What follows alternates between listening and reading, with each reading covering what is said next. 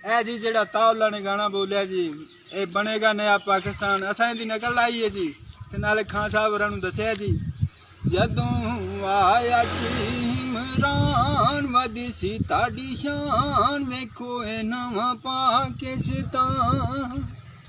ए वेखो नवां पाकिस्तान रोटी दसां दी ते 15 दा नान ओ सुनो मेरी जान वेखो ए नवां पाकिस्तान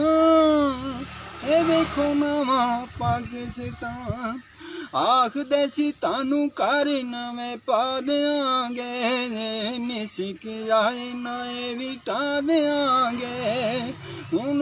रखो खबर समान तानू हुंदे जे हुण परेशान वेखो ए नवां पाकिस्तान ए वेखो नवां पाकिस्तान आखदे सी इत्थों सारे चोर नस जाणगे नहीं पता सानू आपे ठग जाणगे जेड़ा कहंदा सी इमरान ए हुआ जे मेरी जान वेखो ए नवां पाकिस्तान ए वेखो नवां पाकिस्तान रोटी दसां दी ते 15 दा नान ओ सुनो मेरी जान वेखो ए नवां पाकिस्तान हो जे नवां पाकिस्तान